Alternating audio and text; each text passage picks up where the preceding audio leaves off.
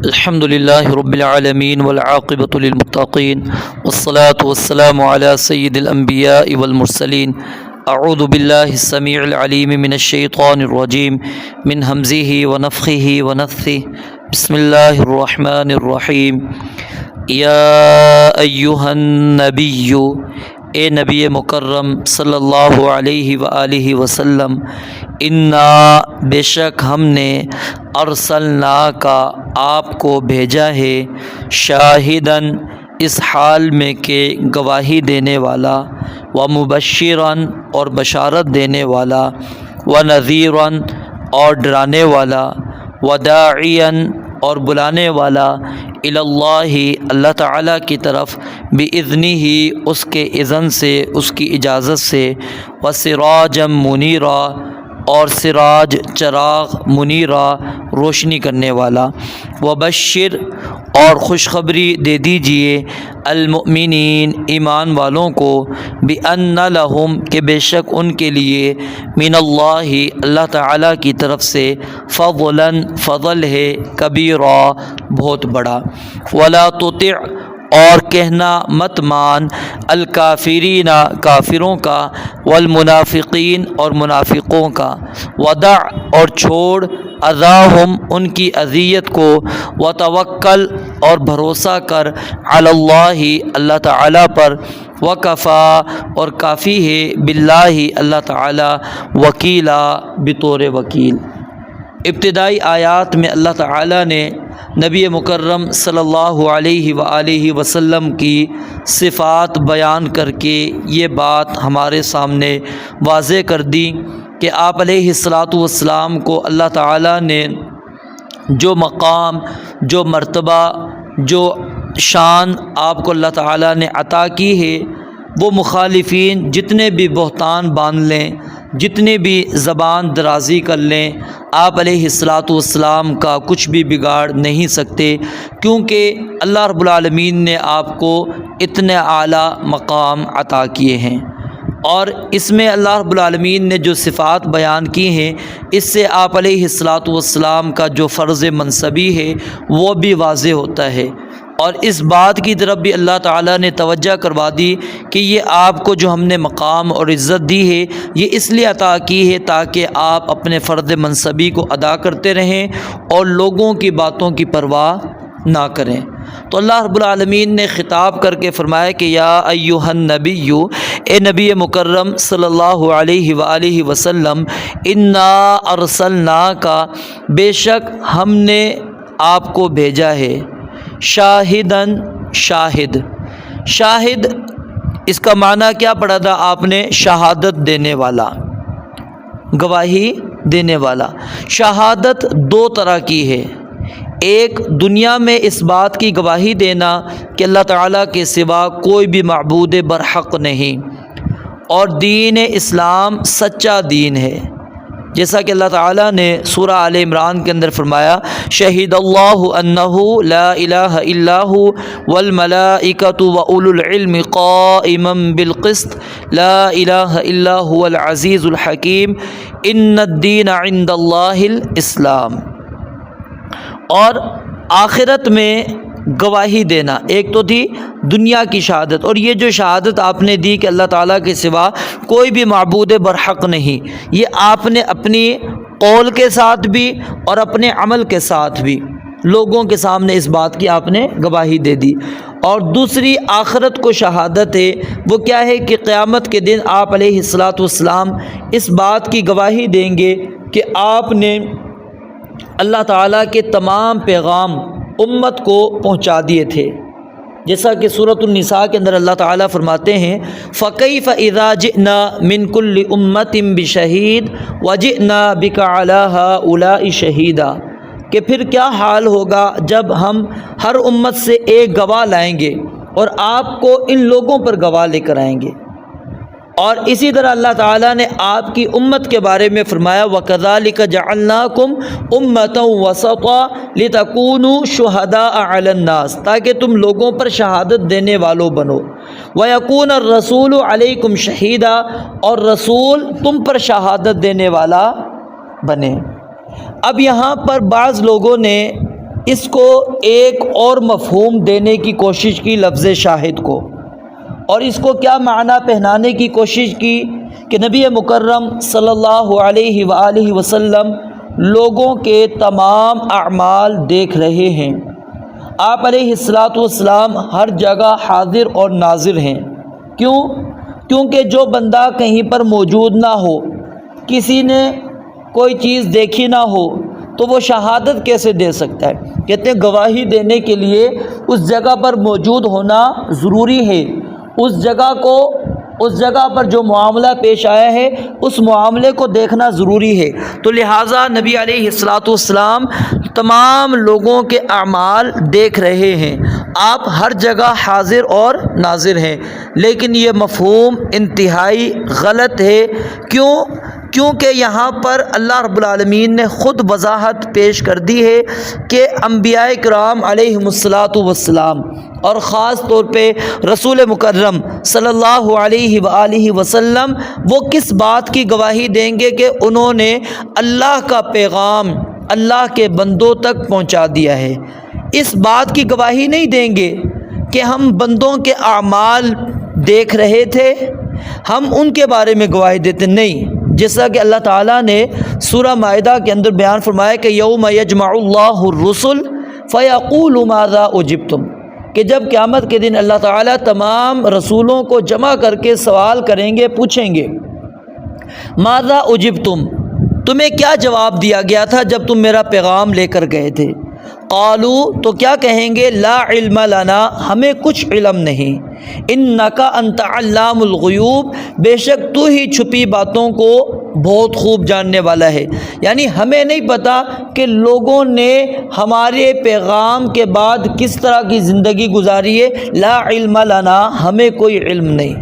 اور اسی طرح اللہ رب العالمین جب سیدنا عیسیٰ علیہ السلام سے پوچھیں گے کیا تم نے لوگوں سے کہا تھا کہ مجھے اور میری والدہ کو اللہ تعالیٰ کے سوا معبود بنا لو، تو وہ کیا کہیں گے؟ وَكُنْتُ عَلَيْهِمْ شَهِيدًا مَا دُمْتُ فِيهِمْ، کہ اے اللہ جب تک میں ان میں رہا میں ان پر گواہ تھا، فَلَمَّا تَوَفَّيْتَنِي، پھر جب تو نے مجھے اٹھا لیا، كُنْتَ أَنْتَ الرَّقِيبَ عَلَيْهِمْ، تو ہی ان پر نگران تھا، وَأَنْتَ عَلَى كُلِّ شَيْءٍ شَهِيدٌ، اور تو ہر چیز پر گواہ ہے۔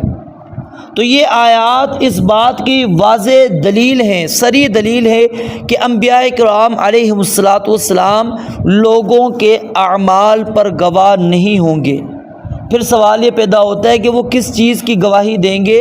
تو وہ اللہ تعالیٰ نے خود بیان کر دیا کہ وہ گواہی اس پیغام کے پہنچانے کی دیں گے، اور اس کی دلیل پیچھے بھی آپ کو بیان کی، دوبارہ کھول کر سورہ بقرہ آیت نمبر 143 آپ کے سامنے پیش کرتا ہوں۔ اللہ تعالیٰ فرماتے ہیں وَكَذَلِكَ جَعَلْنَاكُمْ أُمَّةً وَسَطًا لِتَكُونُوا شُهَدَاءَ عَلَى النَّاسِ، کہ اسی طرح ہم نے تمہیں سب سے بہتر امت بنایا۔ کیوں بنایا؟ تاکہ تم لوگوں پر شہادت دینے والے بنو، اور رسول تم پر شہادت دینے والا بنے۔ تو اس آیت سے کیا مفہوم نکلتا ہے کہ قیامت کے دن رسول اللہ صلی اللہ علیہ وسلم امت پر گواہی دیں گے اور آپ کی امت لوگوں پر گواہی دے گی۔ اگر یہ اعمال کی شہادت ہو تو شہادت دینے کے لیے پوری امت کا حاضر ناظر ہونا لازم آتا ہے۔ پھر آپ امت کے ہر فرد کو آپ حاضر ناظر مانیں گے، اور اگر امت کے لوگ صرف اس شہادت کے لیے بلائے جائیں کہ خالق کا پیغام مخلوق تک انبیاء نے پہنچایا تھا یا نہیں، تو اس کے اندر کوئی اس طرح کی بات نہیں آتی۔ تو اس لیے جہاں پر اگر ہم شاہدن کا معنی یہ کریں گے کہ رسول اللہ صلی اللہ علیہ وآلہ وسلم حاضر ناظر ہیں، لوگوں کے اعمال کو دیکھ رہے ہیں، اسی لیے آپ گواہی دیں گے، تو پھر سب کے سب لوگ بھی حاضر ناظر ہیں، وہ سب کے اعمال دیکھ رہے ہیں، لیکن کوئی بندہ بھی یہ عقیدہ، یہ نظریہ عام لوگوں کے بارے میں نہیں رکھتا۔ تو اس سے یہ بات ثابت ہو گئی، جب عام لوگوں کے بارے میں آپ کا یہ عقیدہ، یہ نظریہ آپ کہتے ہیں غلط ہے، تو اسی طرح رسول اللہ صلی اللہ علیہ وآلہ وسلم کے لیے لفظ شاہد سے یہ بات نکالنا یہ بھی انتہائی غلط ہے، اور یہ اللہ کے نبی علیہ الصلوۃ والسلام کی تعلیمات کے خلاف ہے۔ اور دوسری بات یہاں پر جو اللہ تعالیٰ نے آپ کی صفت بیان کی وہ کیا ہے؟ مبشر، خوشخبری سنانے والے۔ اب خوشخبریوں کی بہت ساری قسمیں قرآن و حدیث کے اندر بھری پڑی ہیں کہ آپ نے اعمال کے بنیادوں پر گناہوں کی بخشش کے وعدے کیے، اس کی خوشخبری سنائی، جنتوں کی اللہ رب العالمین نے نبی علیہ الصلوۃ والسلام نے خوشخبریاں سنا دیں، ٹھیک ہے؟ تو یہ مبشر خوشخبریاں سناتے ہیں، ونذیرا، اور ڈرانے والے ہیں اللہ تعالیٰ کے عذاب سے۔ اگر بات نہیں مانو گے، رب کے احکامات کی پیروی نہیں کرو گے تو اللہ تعالیٰ تمہیں سزا بھی دے گا۔ اس بات سے اللہ کے عذاب سے، جہنم کے عذاب سے، قبر کے عذاب سے ڈرایا بھی۔ وداعیا الی اللہ، اور آپ داعی ہیں، بلانے والے ہیں اللہ تعالیٰ کی طرف، یعنی آپ اللہ کی توحید اور اس کے احکام کی اطاعت کی طرف لوگوں کو دعوت دینے والے ہیں۔ کیا یہ دعوت آپ اپنی طرف سے دے رہے ہیں؟ نہیں، بلکہ اللہ رب العالمین نے آپ کو اس دعوت کے اوپر مامور کیا ہے، حکم دیا ہے کہ آپ اس چیز کی دعوت دیں۔ اب جو بندہ آپ کی مخالفت کرتا ہے وہ در حقیقت کس کی مخالفت کرتا ہے؟ جس نے آپ کو مامور کیا، وہ کون ہے؟ اللہ رب العالمین کی ذات۔ فرمایا وداعیا الی اللہ، آپ اللہ کی طرف بلانے والے ہیں، بِإِذْنِهِ، اللہ تعالیٰ کی اذن سے، اپنی طرف سے کچھ نہیں کہتے۔ وما ينطق عن الهوى ان هو الا وحی یوحى، آپ اپنی طرف سے کچھ بھی بات نہیں کرتے، وہی بات کرتے ہیں جو آپ کی طرف وحی کی جاتی ہے۔ آپ اپنی طرف سے اگر کوئی بات کرتے تو اللہ تعالیٰ فرماتے ہیں لَأَخَذْنَا مِنْهُ بِالْيَمِينِ ثُمَّ لَقَطَعْنَا مِنْهُ الْوَتِينَ فَمَا مِنْكُمْ مِنْ أَحَدٍ عَنْهُ حَاجِزِينَ، پھر ہم آپ کو پکڑ لیتے، آپ کی شہرگ کاٹ دیتے۔ تو گویا کہ آپ کی شہرگ نہ کٹنا یہ اس بات کی دلیل ہے کہ نبی علیہ الصلوۃ والسلام نے اپنی طرف سے کوئی بھی چیز گھڑی نہیں۔ اللہ رب العالمین نے جو بات کہی، جس طرح کہی، اسی طرح آپ نے آگے پہنچا دی۔ اور آگے فرمایا وَسِرَاجًا مُنِيرًا، قرآن مجید میں دو جگہ پر لفظ سراج استعمال ہوا ہے، ٹھیک ہے؟ ایک سورہ نور کے اندر وَجَعَلَ الْقَمَرَ فِيهِنَّ نُورًا وَجَعَلَ الشَّمْسَ سِرَاجًا، اور دوسری سورۃ النبا کے اندر وَجَعَلْنَا سِرَاجًا وَهَّاجًا، کہ ہم نے ایک بہت روشن گرم چراغ بنایا۔